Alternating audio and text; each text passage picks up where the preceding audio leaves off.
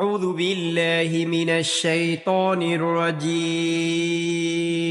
بسم الله الرحمن الرحيم. قل يا أيها الكافرون